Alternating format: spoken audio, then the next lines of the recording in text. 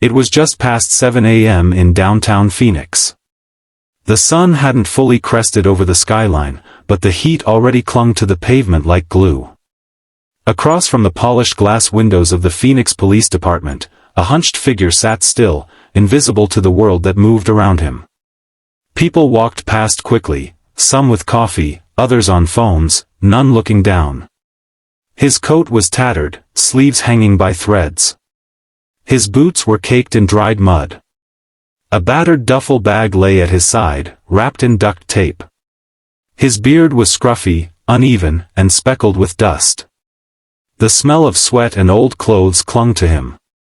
Nobody knew that the man was Jason Statham. Yes, that Jason Statham. Action star. Martial artist. International icon. Today, though, he was playing a very different role. He hadn't come to film a movie. He'd come for a truth. Weeks earlier, Jason had quietly flown into Phoenix under a false name. No red carpets. No press. Just a backpack and a plan. He'd heard whispers. Like many of us do, about how some police officers treated the homeless. How prejudice could mask itself as protocol. How humanity could slip between the cracks of a badge. But Jason didn't want stories. He wanted evidence. He wanted to see for himself if the system that was meant to protect the vulnerable actually did. Day one was quiet. He camped across the street from the station. He coughed loudly. Shuffled his feet. Held up a cardboard sign that read, "Just hungry. Not dangerous." Nothing. A few officers looked his way. Most ignored him. A couple sneered. No one spoke. By noon, a beat cop walked by, glanced once, and muttered something under his breath. Jason noted it silently.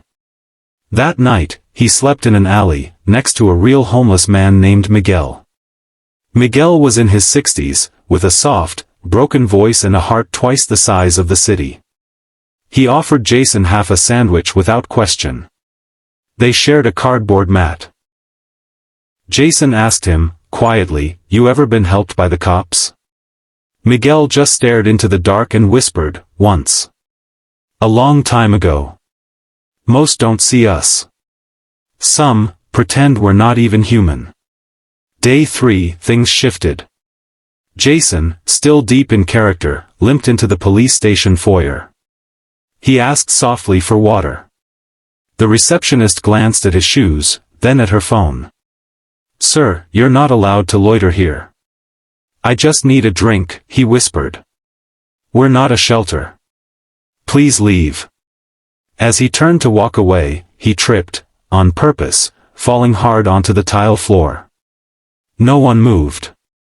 No one offered a hand. No one helped.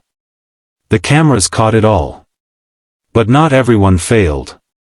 Officer Denise Rowe, a single mother of 2, had been in the break room when she heard the commotion. She stepped out, saw him struggling to get up, and immediately ran over. "Sir? Are you all right?" Jason looked up, surprised. "I'm okay. Just slipped." She knelt beside him, helped him up gently. "Let me get you some water, okay?" She brought him a bottle, sat him down in the shade outside. "Do you have anywhere to go?" she asked. He shook his head. She sighed, eyes full of conflict. "There's not much I can do right now, but come back around 3. I'll see if one of the outreach vans can help. Don't stay out in this heat, all right?" Jason didn't speak. He just looked at her. Really looked. Not many people passed his test. But she did. By the end of the week, Jason had a journal full of moments, good and bad. Officers who turned blind eyes. Ones who showed quiet kindness. A system too overwhelmed to care for the people it was supposed to protect. But it wasn't over. On Friday, everything blew wide open. Jason staged a fake altercation near the station. A friend, also in disguise, pretended to confront him, yelling loudly, pushing him into the street. It was filmed discreetly from a van nearby. People watched. Some laughed. Some filmed. An officer nearby didn't move. Until Jason fell hard against a pole and didn't get up. Only then did the officer come over, but not to help. He grabbed Jason roughly, shouted for him to get off the sidewalk and accused him of trying to cause trouble. Jason didn't respond. He stayed limp. Finally, Denise, again, ran over, pushing through. "What are you doing?" she snapped. "He's bleeding." Jason opened one eye and whispered, "Cut." The entire street froze. He pulled off his fake beard. Removed his wig. Wiped the dirt from his face. Gasps echoed across the block. The angry officer stepped back, face pale. "Is this a prank?" "No," Jason said calmly. "It's a test." Within days, the video went viral. Millions watched as a Hollywood superstar disguised himself as someone society ignored, and revealed everything. The good. The bad. The truly heartbreaking. But the story didn't end with the views.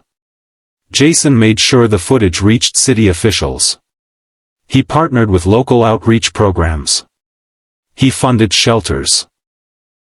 Donated anonymously to help repair systems that had broken under the weight of indifference.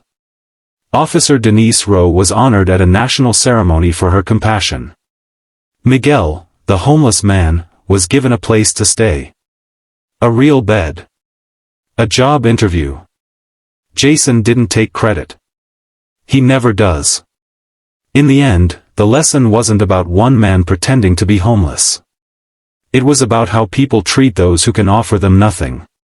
About what we do when no one's watching. And maybe, just maybe, that even the smallest act of kindness can echo louder than any action seen ever could. Because sometimes, the real heroes don't wear capes. They just see people no one else does.